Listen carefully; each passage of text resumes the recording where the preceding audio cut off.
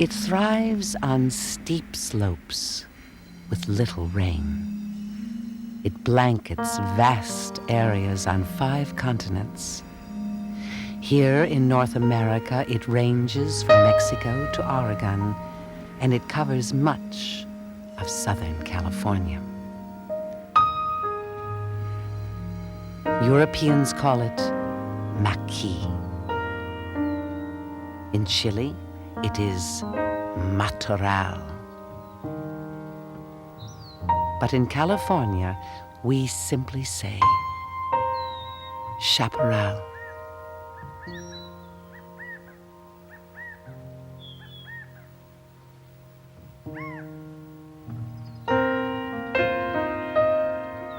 Chaparral is a community of shrubs that has adapted over millions of years to our present climate of winter rains, followed by long, dry summers.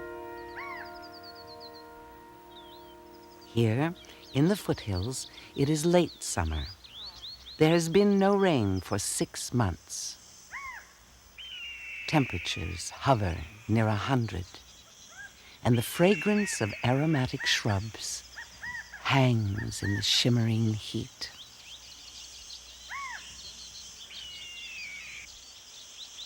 As densely interlaced as a basket, the chaparral is seemingly impenetrable to everything. Everything but fire.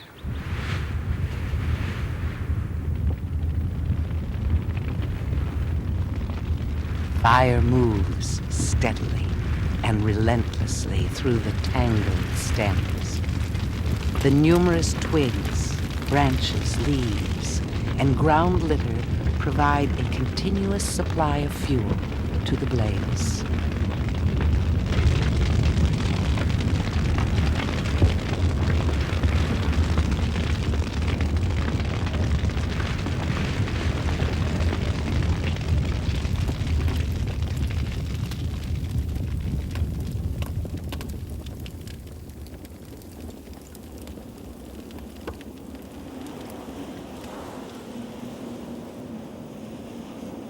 In the inferno's wake, the growth of many years has been reduced to twisted, blackened stems and drifts of ash.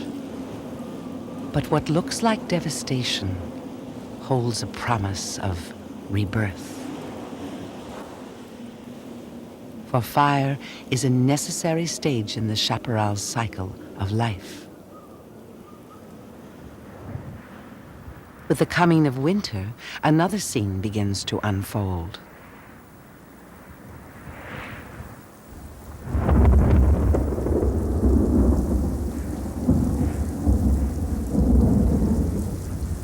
Rain, unbroken days of rain, which cannot be easily absorbed by the charred soil. Rivulets form, then torrents thread the landscape. But the slopes are held firmly in place by the roots of the shrubs. Slowly seeping into the earth, the rain carries an urgent message to a generation of seeds. For here, buried deep beneath the ash, the seeds of many species have remained dormant for decades.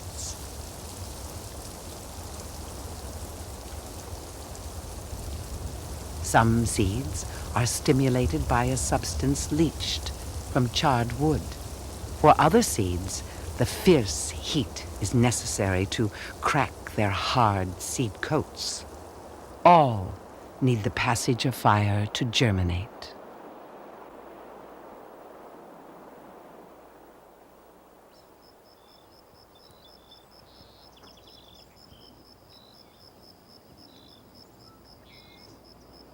These fire annual seedlings are assured ample light and room to flourish once the slopes have been bared by fire.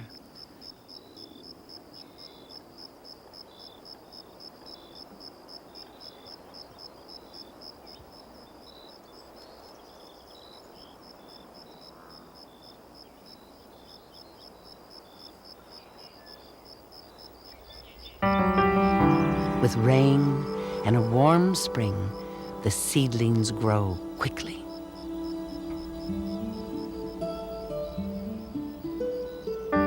The Indian warrior emerges in the image of flame.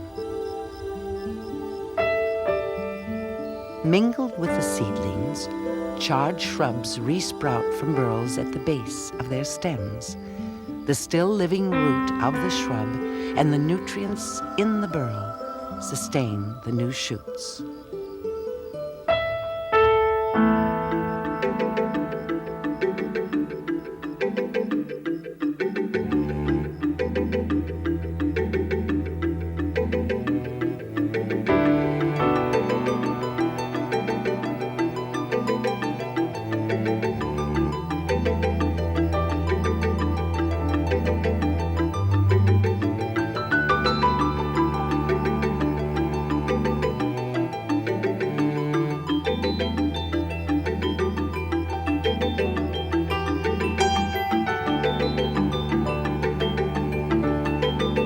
Once established, the annuals and some perennials like wild cucumber burst into luxurious growth.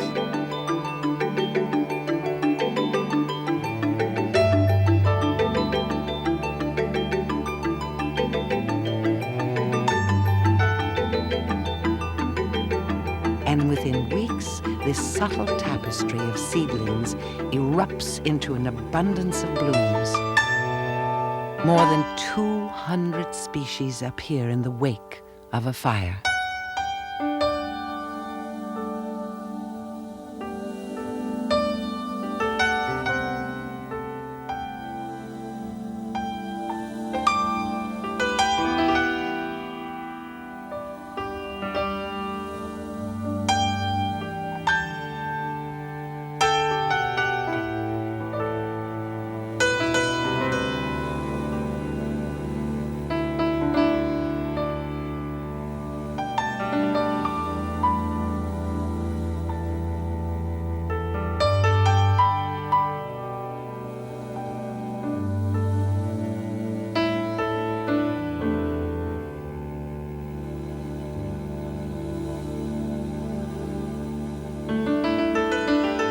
Harry's Phacelia,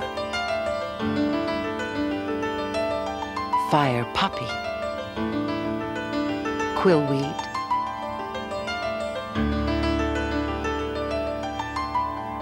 mariposa, purple nightshade, California poppy, bush monkey flower, sticky Phacelia, yellow monkey flower,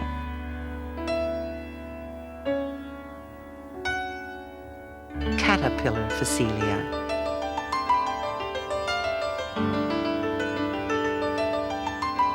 scarlet larkspur,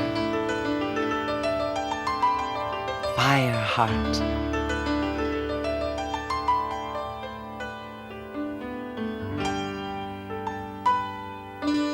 woolly blue curl,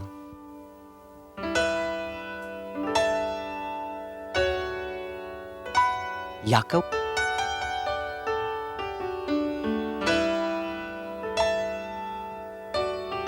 blue larkspur,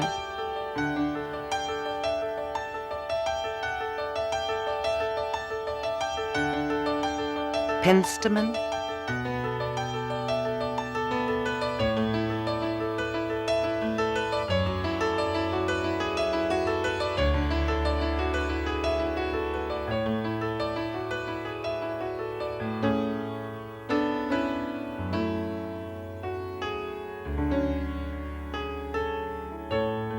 shooting star,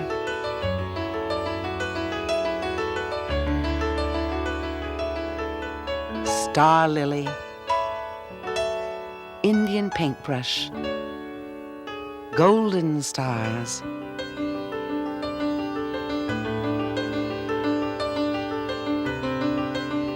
Chinese houses,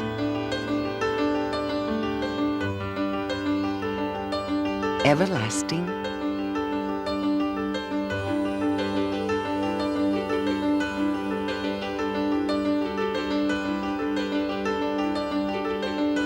big flowered phacelia,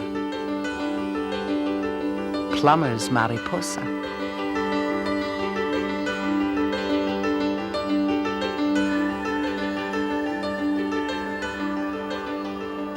by midsummer, there is little moisture to sustain growth.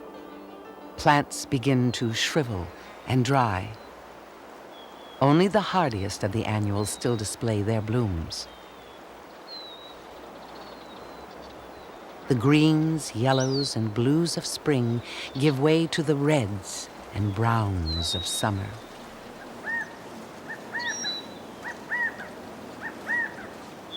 Even as they dry, the graceful flower stalks and blossoms of the annuals have matured into constellations of intricate seed capsules. When they open, the slightest breeze releases a scatter of seeds to the ground, ensuring a future generation. These seeds will lie dormant for years until they, in turn, are stirred by fire. Only the shrub seedlings and the crown sprouts survive the long rainless months, their growth suspended until the next winter's rain. In the years that follow, these crown sprouts and shrub seedlings begin to bloom. The individual blossoms of the shrubs are tiny but numerous beyond counting. Blue and white ceanothus, clustered bells of manzanita, delicate chamise, sprays of laurel sumac, and clouds of red shank. From these blossoms and those of each successive year, more seeds are added to those sleeping in the soil. During these early years of recovery from fire, the mixed population of plants conceals a teeming life, more easily heard than seen.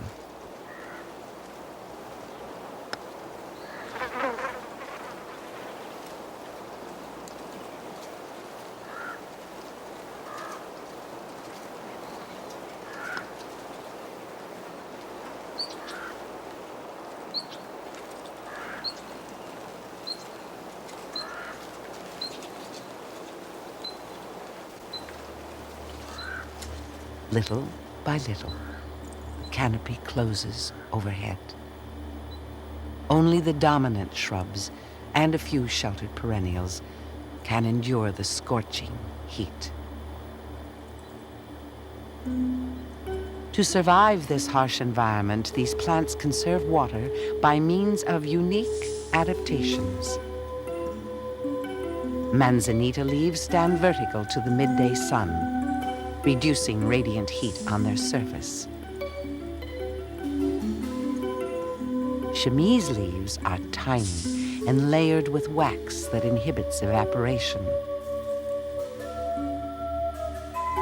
Small, tough leaves of ceanothus and the pale, enfolded leaves of mountain mahogany reflect the heat and reduce their exposure to the sun.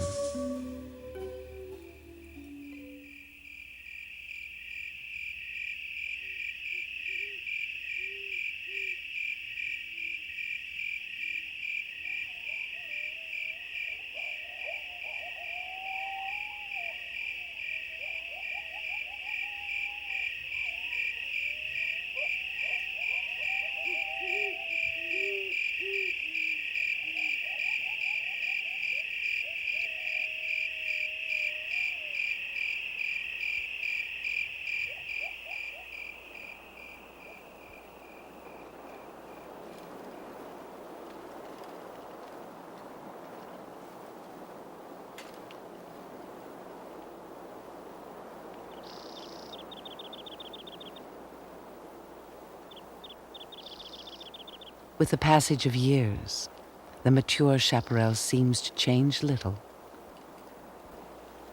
now barren beneath its tightly interwoven canopy. Fallen leaves and broken twigs may accumulate for 100 years or more, until, once again, the chaparral is poised. Both environment and adaptation conspire to make it burn. And inevitably, it will burn.